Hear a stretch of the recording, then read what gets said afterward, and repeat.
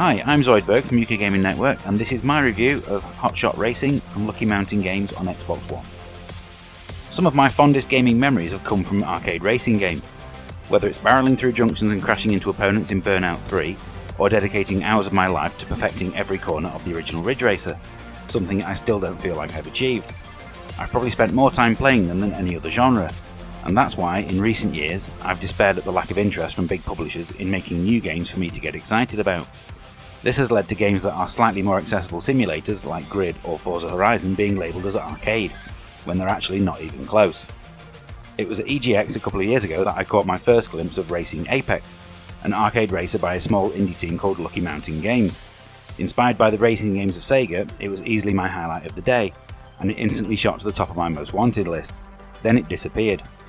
Now, thanks to a team up with Sumo Digital, themselves responsible for the sublime home versions of Outrun 2, Racing Apex has returned, as the slightly more generic sounding Hotshot Racing, and disappointing name change aside, this is still an awesome game.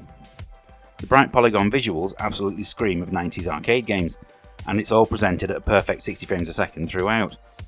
Each race is preceded by a flyby that doesn't end until you press the A button, allowing you to marvel at the attention to detail. And it's a good thing too, as when you're drifting around a corner at 150 miles an hour, you don't really get a chance to admire the scenery. Sega's Virtual Racing and Scud Race are the obvious influences, but they're not the only ones. Grand Prix mode sees you take on 4 championships of 4 races each, and you have the option of normal, hard or expert.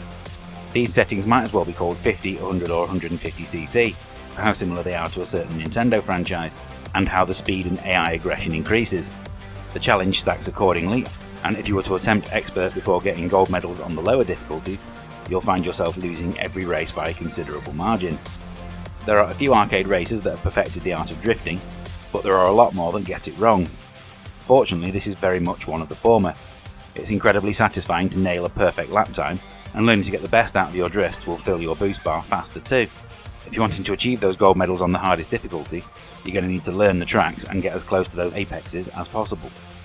Outside of the Grand Prix mode, this is a game intent on keeping you playing in a number of ways. Arcade races allow you to simply pick a track, a difficulty and a car, and off you go. Cops and Robbers sees you either attempting to outrun the law or ram the thieves off the road, which is a fun way to play but is much better if you can drag some friends along for the ride. Drive or Explode is better, challenging you to stay above an ever-increasing speed target, or else your energy bar will deplete. Every mode can be played in local split screen for up to 4 players too, which is fantastic. It's not perfect, the time limit and checkpoints in Grand Prix mode may be arcade authentic, but from a gameplay perspective they're completely unnecessary. Likewise, I've not felt compelled to spend any of my in-game winnings on any of the cosmetic add-ons for the cars. An option to switch off the rubber banding would have been welcome, especially in the multiplayer races, and every time I've tried to play an online game, I've ended up sat in a lobby for over 20 minutes waiting for the race to start. None of that really matters though. With 16 tracks, or 32 if you count the mirrored versions, 8 drivers and 64 cars to choose from, it's highly unlikely you'll get bored of playing this game anytime soon. The ghost targets on time trial mode alone are going to keep me busy for a while.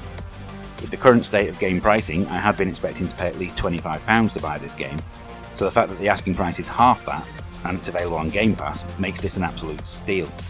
This is quite simply the best game I've played in 2020, and it's hard to see anything else topping it.